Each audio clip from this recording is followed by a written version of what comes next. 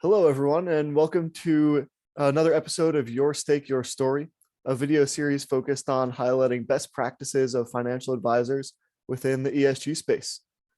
Today, I'm really excited to have James Brewer here. And James has a pretty great resume. James is an MBA, a CDFA, a CFSLA, a CFP, who empowers people to make smarter money choices aligned with their values, goals, and passions.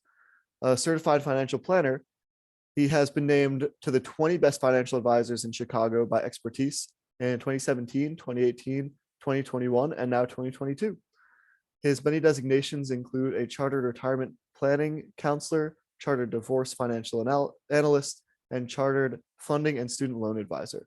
So James, I'm really excited to have you on, and thanks for joining today. Thanks for having me. So James, I just have to say, because I've got my poster behind me. When we first met, this poster was something that we immediately bonded over. It's Miles Davis for anyone that might be listening to the audio only. And I would love to hear, just to begin with, if you have any particular stories or things that you want to share about music or Miles in particular before we dive into to some of the nitty gritty on your practice. He probably was one of the early folks that kind of turned me on to jazz. I'm a drummer, turned into a percussionist later.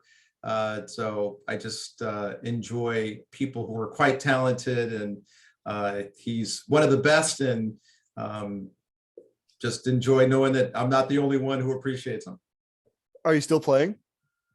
I play a little bit for my church and some of the things that we do there, but other than that, I have not pursued that passion as deeply for a couple decades. Sure. So now you're an ESG focused financial advisor, like we talked about. And what I'd love to start with is a little bit of your story. What brought you into financial advice and what brought you into ESG? Did those happen at the same time? Would be great to hear. Well, it's an interesting story that I went to a National Black MBA Association meeting that a gentleman spoke at, and I thought, man, this is really amazing. I really need to go and get an advisor for myself.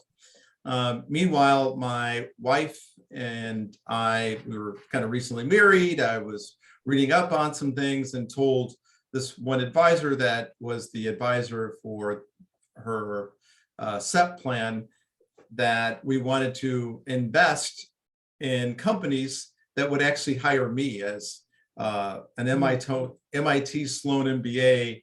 I had beliefs that I'd never have a problem getting hired, and yet that wasn't my experience post Sloan. And a couple of weeks later, he goes, "Hey, look, I've got this great portfolio for you. And well, and then you can give to charity. You're going to make a lot of money, and then you can give to charity later on." And I'm like, wow, dude, you're looking at me and you're saying that I am a charity, and that, me wanting to simply invest in companies that had better diversity practices. So I felt like he didn't hear me at all. So meanwhile, we did hire the other gentleman who happened to be Black. And after a couple of meetings, he said, "I've never really had anybody take to this the way that you have. Had you ever considered getting to the industry?"